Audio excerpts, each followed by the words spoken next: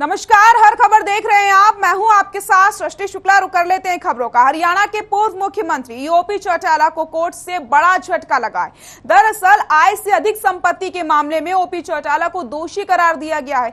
चौटाला को सजा कितनी होगी, इसको लेकर के अब 26 मई को कोर्ट में बहस होगी। फिलहाल क्या कुछ है ये पूरा मामला, समझा देते हैं आपको।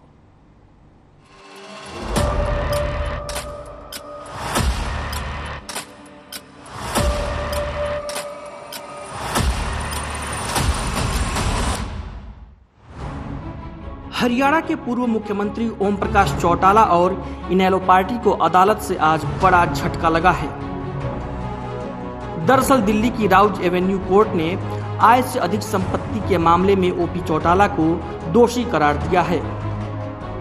इस मामले में सजा पर अदालत 26 मई को दलीलें सुनेगी। चलिए आपको बताते हैं कि आखिर क्या है ये पूरा मामला। ओपी चौटाला पर आय से अधिक संपत्ति जुटाने का आरोप है। मामले में सीबीआई ने साल 2010 में चार्जशीट दायर की थी। साल 1993 से 2006 के बीच उन्होंने संपत्ति जुटाई। आय से अधिक 6 करोड़ रुपए से ज्यादा की संपत्ति जुटाई गई। 1999 से 2005 के बीच ओपी चौटाला हरियाणा के मुख्यमंत्री रहे। मनी लॉन्ड्रिंग के आरोप में ईडी ने भी कार्रवाई की थी। ईडी ने ओपी चौटाला की 3 करोड़ 68 लाख रुपए की संपत्ति जब्त की थी। ये संपत्ति दिल्ली, पंचकुला और सिरसा में बनाई गई थी। इसमें फ्लैट और प्लॉट से लेकर जमीनें तक शामिल हैं। आपको बता दें कि पूर्व मुख्यमंत्री ओम प्रकाश चौटाला इससे पहले जनवरी 2013 में जेबीटी भर्ती घोटाले में दोषी करार दिए गए थे। ओपी चौटाला को प्रिवेंशन ऑफ करप्शन में 7 साल और षड्यंत्र में दोषी करार दिए जाने पर 10 साल की सजा हुई थी। पिछले साल ही वो दिल्ली में तिहाड़ जेल से अपनी सजा पूरी कर बाहर आए थे। कोर्ट के आज के फैसले पर पूरे प्रदेश के लोगों के साथ ही राजनीतिक दलों की भी नजरें टिकी हुई थी। अब जो फैसला आया है वो इनेलो पार्टी और ओपी चौटाला के लिए किसी झटके से कम नहीं है। 26 मई को ओपी चौटाला की सजा पर बहस होगी। अब कितनी सजा उनको होती है ये देखने वाली बात होगी। हालांकि ओपी चौटाला के पास ऊपरी अदालत में जाने का भी विकल्प मौजूद है। ब्यूरो रिपोर्ट, हर खबर। पूर्व मुख्यमंत्री ओपी चौटाला को आय से ज्यादा संपत्ति मामले में दोषी करार दिए जाने के बाद राजनीतिक गलियारे में भी हलचल तेज हो चुकी है। कोसली से बीजेपी विधायक लक्ष्मण सिंह यादव ने ओपी चौटाला पर निशाना साधते हुए कहा कि कोर्ट ने अपना काम किया है।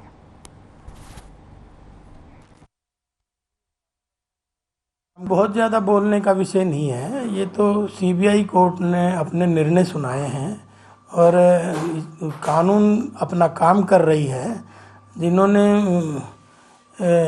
गटके खाए हैं तो झटके खाने में कोई दिक्कत नहीं है। इसलिए कानून अपना निरंतर काम कर रही है और आगे भी करती रहेगी। इसलिए इसमें बहुत ज़्यादा कुछ बोलने का नहीं है और करा हुआ तो आगे आता ही है। ये तो दुनिया का दस्तूर है। प्रदेश के कृषि मंत्री जेपी दलाल लोहारू पहुंचे, जहां उन्होंने हलके के शिवानी में कार्यकर्ताओं को बहल के बीआरसीएम से 28 मई को किसान चौपाल और कृषि रत्न कार्यक्रम के बारे में जानकारी दी है। वहीं आपको बताते चलें, सरकार ने विकसित देशों की तर्ज पर सेवा का अधिकार अधिनियम लागू किया है। उन्होंने कहा कि संबंधित विभाग द्वारा अगर इसमें कोई कोताही बरती जाती है तो उनके खिलाफ कार्रवाई की जाएगी। उन्होंने कहा कि 28 मई को लोहारू के बहल बीआरसीएम कॉलेज में कृषि, बागवानी, पशुपालन और मछली पालन आदि योजनाओं का कार्यक्रम आयोजित होगा। उन्होंने ज्यादा से ज्यादा लोगों को इस कार्यक्रम में शिरकत करने का आह्वान भी किया है। देख लो, सबने भगवान करा एक नया पार्टी बना ली ना, तो इनकी रह जाए पार्टी बना ली। इलेक्शन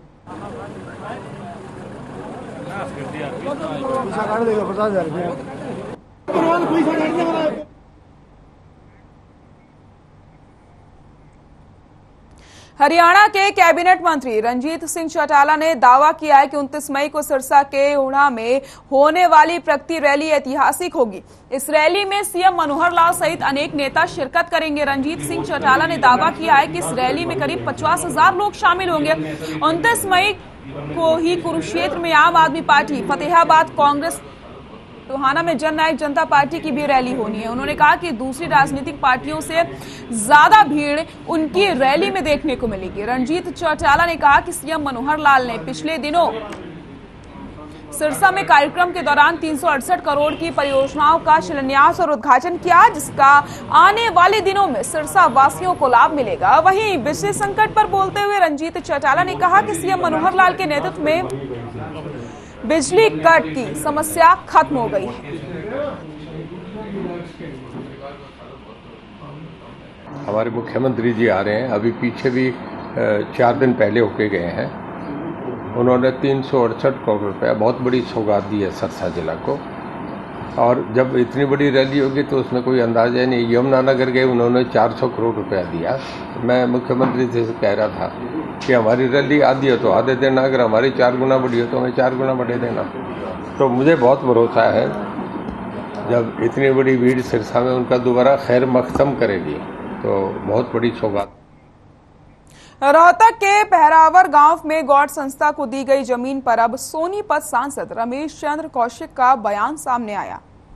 उन्होंने कहा कि यह जमीन ग्राम पंचायत द्वारा 33 वर्ष के पट्टे पर गौड़ संस्था को दी गई थी और ये जमीन अब संस्था के पास ही रहेगी। इस विषय को लेकर उन्होंने हरियाणा के मुख्यमंत्री मनोहर लाल से भी बात की।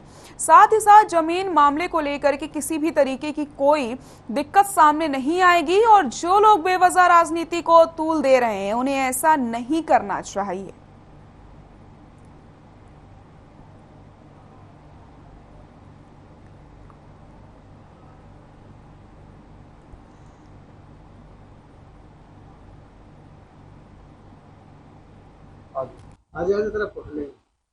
पीछे सरकार थी, हुड्डा सरकार ने ये जमीन गौड़ संस्था को दी थी। प्रहार गांव की जमीन है, प्रहार गांव ने ही ये दी थी और कैबिनेट का इसमें फैसला है 33 साल के लिए ये संस्था को ये जमीन दी है। और ये जमीन में इसका 1 लाख रुपये महीने का रेंट था, वो भरना था। वो हो सकता है उसमें कोई ना भरेगा, वो होगा, वो भी भरा जाएगा। सरकार का ही लेना, सरकार का ही देना है। और ये जमीन गौड़ कॉलेज की और गौड़ कॉलेज के पास ही रहेगी। इसमें जो लोग राजनीति कर रहे हैं मैं उनसे भी निवेदन करना चाहता हूँ इस तरह की छोटी राजनीति ना करें। ये जमीन संस्था की। कांग्रेस के राज्यसभा सांसद दीपेंद्र हुड्डा हिसार पहुंचे और उन्होंने 29 तारीख को फतेहाबाद में होने वाले विपक्ष आपके समक्ष कार्यक्रम के लिए लोगों को निमंत्रण दिया।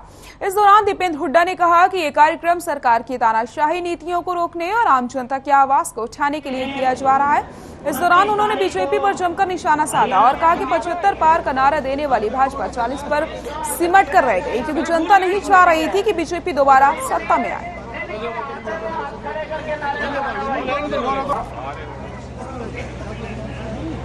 देखिए, विपक्ष आपके समक्ष का जो कार्यक्रम हमारा है वो यही कार्यक्रम का उद्देश्य है कि विपक्ष को जब सरकार सत्ता की के नींद में, गहरी नींद में अपने महलों में सो रही हो तो सरकार को जगाने का काम, लोगों के बीच में जाकर लोग संघर्ष करने का, जनता की आवाज़ बनकर सरकार तक पहुंचाने का काम विपक्ष का होता है।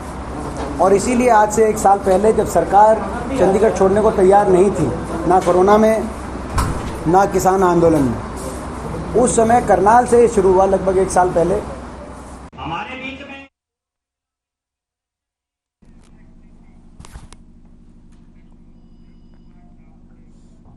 तेल के बढ़ते दामों के बीच सरकार ने लोगों को राहत दे दी है। केंद्रीय वित्त मंत्री निर्मला सीतारमण ने यह जानकारी दी कि सरकार ने पेट्रोल पर 8 रुपए प्रति लीटर और डीजल पर 6 रुपए प्रति लीटर की एक्साइज ड्यूटी को कम कर दिया है। पेट्रोल और डीजल के दामों में कमी से लोगों ने राहत की सांस ली है।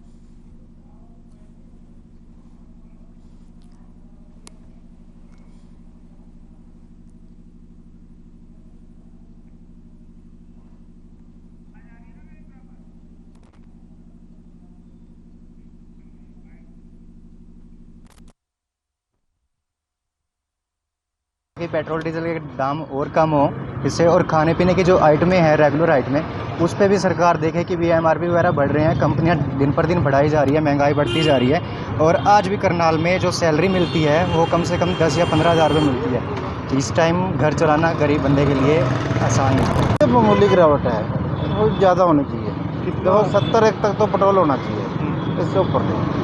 देखो 35 रुपये का या 37 रुपये का अपने आप ही कहते थे पेट्रोल पड़ता है, तो 36 रुपये दोनों स्टेट को और केंद्र को अगर GST और CST मिल जाए तो बहुत है। जैसे मैं पेट्रोल पंप पे आई हूँ, मुझे पता चला है कि आज जैसे पेट्रोल का भी कीमत कम हो गई है और डीजल की भी हो गई है, तो अच्छी बात है ये हम जनता के लिए, कहीं ना कहीं तो फ़ायदा ही है। और सबसे बड़ी खुशी हमें ये होती है कि हमारा सिलेंडर के पैसे कम हो गए हैं, तो उसमें भी खुशी मिलती है औरतों को।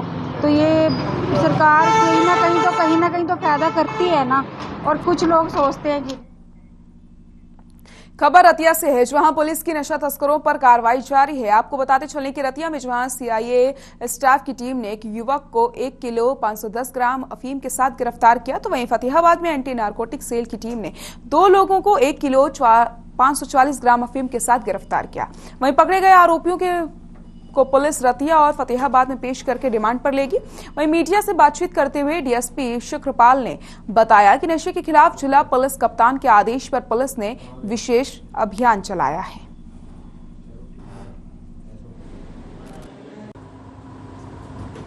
नशे के खिलाफ हमारे सीनियर अधिकारियों ने एक अभियान चलाया हुआ है कि नशे को लेकर किसी भी प्रकार की कोताही किसी भी सूचना आने पर नहीं बरती जाएगी। हमारे पास सूचना आई थी, गुप्त सूचना, कि ऐसे एक आदमी नशे के कारोबार में संलिप्त है और उसके यहाँ अगर रेड कर दी जाए तो काफ़ी सामान वहाँ पे मिल सकता है।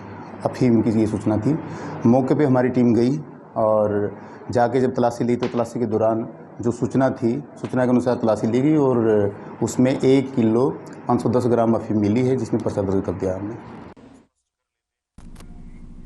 पलवल के होटल में नेशनल हाईवे 19 पर थाना मुनकटी के सामने CM फ्लाइंग ने सुबह 6 बजे GST चोरी की आशंका होने पर माल ढुलाई करने वाले 22 ट्रक को पकड़ा और सभी गाड़ियों को अपने कब्जे में लेकर के टीम ने GST विभाग को सौंपा। फिलहाल पुलिस लाइन में इन गाड़ियों की जांच की जा रही है। CM फ्लाइंग के इंस्पेक्टर उप निरीक्षक राजेंद्र सिंह ने बताया कि उन्हें सूचना मिली थी कि NH 19 पर दिल्ली से परचून सहित अन्य सामान भरकर विभिन्न राज्यों में GST की चोरी करके भेजा जा रहा है और सूचना मिलते ही टीम गठित की गई और थाना मुनकटी के सामने नेशनल हाईवे पर नाका लगा दिया गया और जांच करते हुए माल से भरे 22 ट्रकों को कब्जे में लिया, जिसके बाद इन ट्रकों को GST विभाग को सौंपा गया है।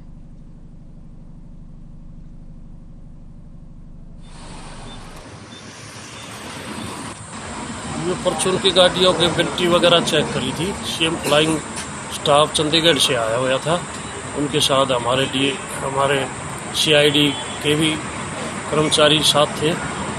वो परचून के जो भी बिल्टी वगैरह थी वो चेक करी थी। उनमें जो है उस महकमे को संबंधित बुलाया गया था, उन्होंने चेक करी है। लगभग कितने गाड़ियों को पकड़ा सर? लगभग 20-22 गाड़ियाँ होंगी। फतेहाबाद में नशा तस्करों पर पुलिस की कार्रवाई जारी है। इसी के तहत CIA फतेहाबाद और एंटी नारकोटिक्स पुलिस ने 2 अलग अलग स्थानों से 3 किलो से ज्यादा अफीम बरामद करके 3 युवकों को गिरफ्तार करने में कामयाबी हासिल की है। पकड़ी गई अफीम की कीमत 6 लाख रुपए से ज्यादा की बताई जा रही है। पहले मामले में नेशनल हाईवे पर गांव धांगड़ के समीप गश्त के दौरान कार सवार 2 युवकों को 1 किलो 540 ग्राम अफीम सहित गिरफ्तार किया गया। गिरफ्तार किए गए युवक राजस्थान के बताए जा रहे हैं। वहीं दूसरे मामले में CIA फतेहाबाद पुलिस ने रतिया क्षेत्र में एक युवक को 1 किलो 510 ग्राम अफीम और 500 ग्राम डोडा पोस्त सहित गिरफ्तार किया। पुलिस ने तीनों आरोपियों के खिलाफ संबंधित थानों में NDPS एक्ट के तहत मामला दर्ज करके अदालत में पेश किया है।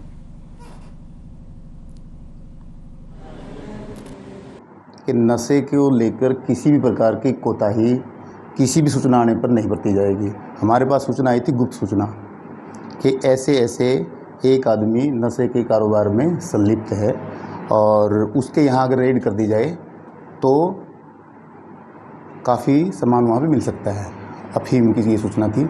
मौके पे हमारी टीम गई और जाके जब तलाशी ली तो तलाशी के दौरान जो सूचना थी, सूचना के अनुसार तलाशी ली गई और उसमें 1 किलो 510 ग्राम अफीम मिली है, जिसमें पर्चा दर्ज कर दिया गया।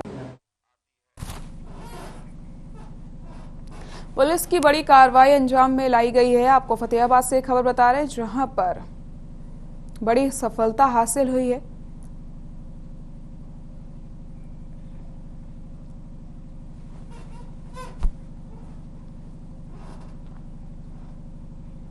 रेवाड़ी में एक बाइक चोर गिरोह पकड़ा गया। गिरोह ने 2 महीने के भीतर ही रेवाड़ी जिले में 17 बाइक चोरी की वारदातों को अंजाम दिया। पकड़े गए चारों बदमाशों की निशानदेही पर 15 बाइकें बरामद कर ली गईं।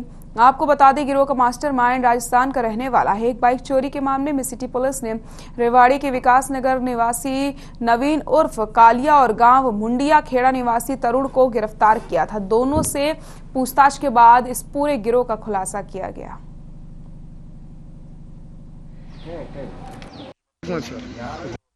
मार्च महीने से हमारी जो बाइक चोरी थी वो बढ़ गई। इस संबंध में एसपी साहब ने फिर एक मीटिंग ली स्पेशल, और अलग से स्पेशल निर्देश जारी किए और अलग से एक टीम बनाई एसएचओ सिटी की देखरेख में।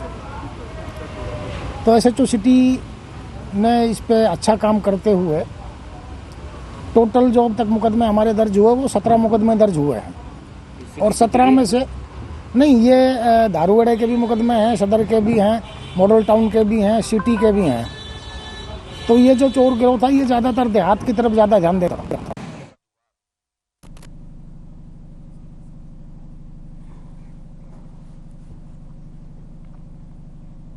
पलवल के होटल में जीटी रोड पर स्थित सहकारी समिति का सोसाइटी बैंक शराब पीने का अड्डा बना है। बैंक के अंदर कमरे में और गेट के पास शराब और बियर के बोतलों की ढेर लगे हुए हैं। बैंक के हालात साफ बयां कर रहे हैं कि यहाँ के कर्मचारी काम करते हैं और शराब ज्यादा पीते हैं, काम यहाँ पर कम होता है। वही मामले में जब बैंक के मैनेजर राजू से बात की गई तो उन्होंने कहा कि बैंक में बाहर के लोग आते हैं और शराब पीते हैं और बोतलों को यहाँ डाल जाते हैं। जब इस दौरान बैंक मैनेजर ने खुद शराब पी रखी थी और उनके कदम लड़खड़ा रहे थे। बैंक मैनेजर की बातों से उनकी हालत का अंदाजा लगाया जा सकता था।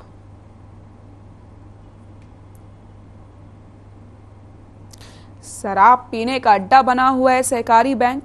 शराब पीने का यहाँ पर आपको बताते चलें कि वारदातें देखने को मिली हैं। शराब की बोतलें यहाँ पर बैंक में पड़ी रहती हैं, और जब मैनेजर से इस बात की जानकारी ली गई तो उन्होंने कहा कि बाहर के लोग आते हैं और शराब पीकर यहाँ पर डाल जाते हैं।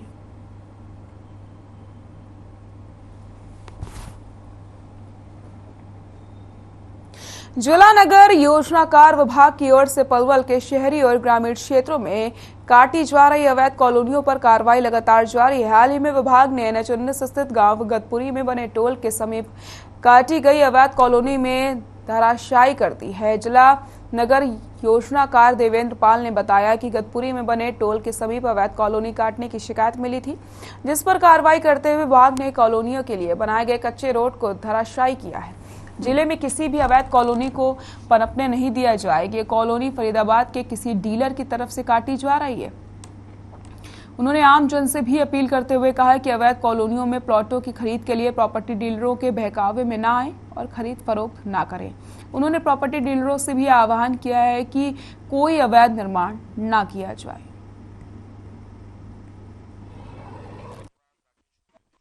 ये अवैध कॉलोनी काटी जा रही है एक नई सड़कें डाल के। तो जैसे ही हमें शिकायत प्राप्त हुई या सूचना मिली तो हमने नोटिस की कार्रवाई करने के उपरांत आज तोड़फोड़ की कार्रवाई अमल में लाई जा रही है।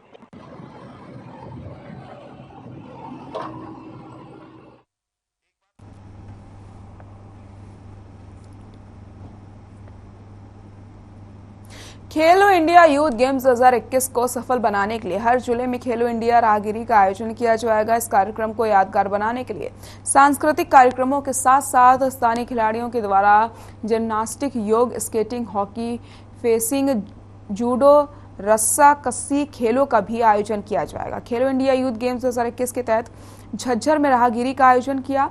धाकड़ ऑन व्हील मशाल के साथ झज्जर पहुंचा है। वहीं लोगों ने उमंग और उत्साह के साथ कार्यक्रम में हिस्सा लिया है। इस दौरान स्थानीय खिलाड़ी और कलाकार भी कार्यक्रम में मौजूद रहे।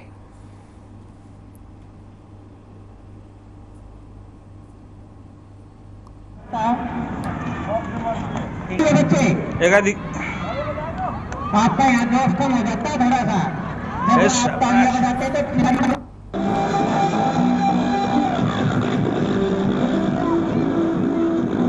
खबरों में फिलहाल के लिए इतना ही। देखते रहिए हर खबर। नमस्कार।